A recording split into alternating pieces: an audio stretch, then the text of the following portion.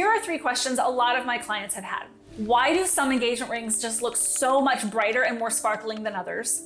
Why does the quality vary so dramatically? And how can you make the right choice from the start? Because my clients are usually professionals, they don't want to waste time, and they often find themselves going down that Google rabbit hole, just spending months learning everything they can about diamonds so they don't get ripped off or do it wrong, or just they don't want to feel overwhelmed with all the options, and that ends up being what usually happens. And honestly, it's awful to get a ring that looks great under sparkling LED lighting, but once it's worn for a while, diamonds start to look dull, or they fall out, or they just look unnecessarily dull. So if any of these thoughts have crossed your mind, you're in the right place. I'm here to help make your engagement ring truly spectacular by unlocking the magic behind choosing the perfect one. So let's dive in. To start, you want to begin with understanding the 4 C's of the diamond industry, since this is what is used to evaluate the quality and value of a diamond. Essentially, they help guide the conversation. Now, it's important to note here that there is not one right answer when it comes to the 4 C's. It's really meant to be used as a guide, and it's important to make sure that whatever diamond you're considering purchasing, that it comes with a diamond grade report from an unbiased scientific laboratory such as GIA. And there are actually a handful of reputable laboratories, but they each have their own acronym, which can be confusing if you're just starting out. So I won't list them all here, but this brings us to the topic of lab reports. Most diamonds purchased from reputable sources typically include a diamond grade report. However, not all diamonds automatically come with one. So it's a good idea to check with the jeweler that you plan to buy from to ensure that the diamond has a grade report. And this is more than a document containing important information. It's proof of what you're buying. Essentially, the report is like the diamond's birth certificate, offering a transparent and objective record of its attributes. It's simply a reassurance that your diamond meets the standards set by industry professionals, but it doesn't grade how beautiful a diamond is. It doesn't give a percentage of how sparkling it is. There are characteristics that can provide some indication of how it might appear in person, but it's kind of similar to how your driver's license lists out that you have brown hair and blue eyes.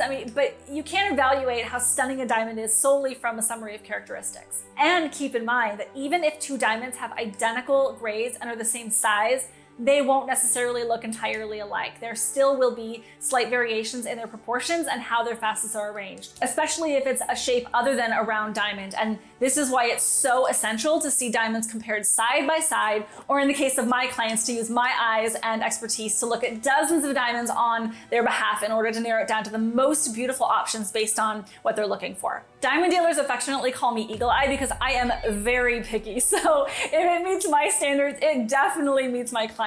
And it's one of the reasons that we've never had someone disappointed in their stone when they finally do see it in person. Okay, we've been talking about this term 4 C's, and you might be wondering, but what are they?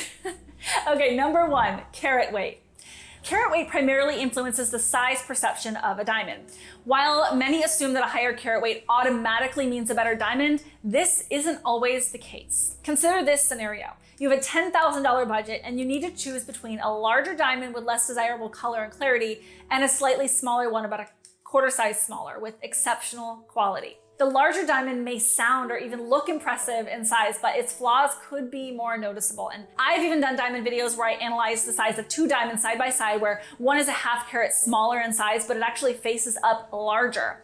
And also videos where 2 diamonds are the exact same carat weight and one just looks massive next to the other. So when my clients say they want a specific size, I generally look at diamonds a little below and a little above, so that way I can make sure I have a complete view of what the options are available to them, and then we can narrow it down from there based on what their goals are. Some clients already know that they want to hit a specific carat weight and that they won't go below that number, but others are okay with it falling just below as long as it looks face up as big as they want it to. And this is why I like knowing your goals up front, to be able to put together the best selection of options. So when prioritizing carat weight, it's crucial to find the right balance between the size and the other 4 C's, because a diamond's overall beauty and value, they're influenced by a combination of factors. Number 2, cut.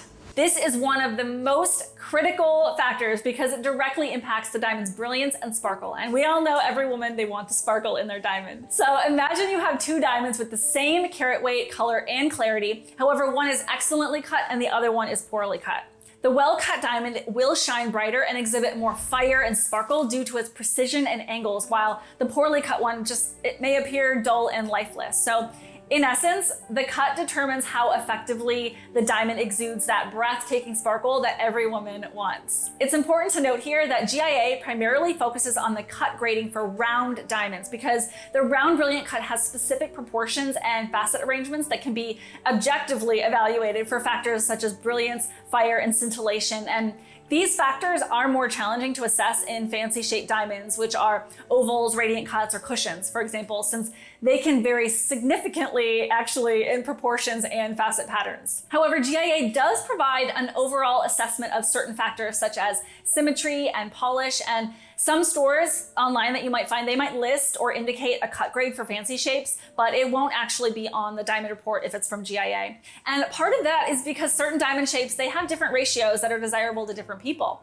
For example, both of these diamonds are beautiful, but they have completely different ratios. Some people love a more full body diamond, whereas others would prefer something more elongated, and her finger shape and the ring design can also play a role in that decision. And when it comes to cushions and radiance and emerald cuts, some people love a square shape while others prefer something more rectangular. So there really is no right or wrong answer because it's a very personal choice. Number 3, color. The color grade of a diamond is a significant factor affecting its appearance because diamonds range from colorless to noticeable color. So diamonds with a higher color grade, such as D, E, and F, are considered colorless and appear whiter, making them desirable for that classic timeless look. But some people actually prefer the warm, subtle hues found in diamonds with a lower color grade in the JKLM category. It's also important to consider the setting that you plan to use, since that can impact the overall appearance in contrast. And I've created a video devoted to everything you need to know about diamond color, so feel free to reference that and use it to help guide your decision on color. Number 4, clarity. Last but not least, clarity plays a pivotal role in the 4 C's. Clarity relates to the internal presence of imperfections, also known as inclusions, and external blemishes in a diamond.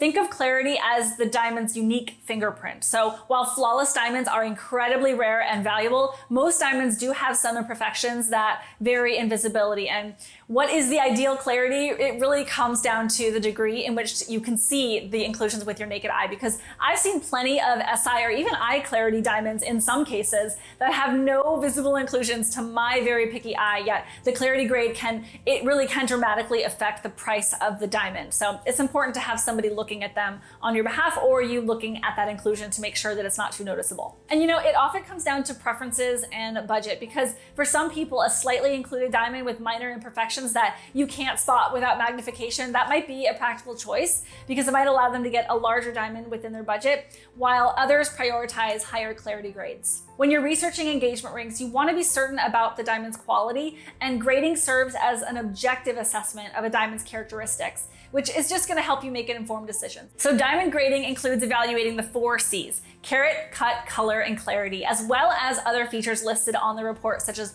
measurements and the presence of fluorescence and girdle thickness, among other things. I know it can get confusing and overwhelming to understand everything on the report, but just remember that she's not walking around with a paper grade report on her finger. She's wearing the diamond, so it's really just to be used as a guide. And you know, another thing to consider is these grades, they just simply provide a standardized way to compare diamonds.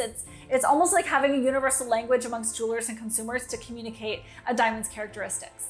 I mean, can you imagine trying to buy a diamond without these grades? It would be like trying to assess a book without knowing its author or genre or plot. I mean, grading just simplifies the process. It ensures that you understand exactly what you're getting, but it doesn't indicate how beautiful a diamond is or how sparkly it is. So that's something to keep in mind. So if you're looking for more tips to buy the best ring for your special one or for yourself, feel free to reach out to the studio at vanessanicole.com. If you found this video helpful, please give it a thumbs up and comment about your favorite part, or subscribe to the channel if you haven't already. I'd really appreciate that.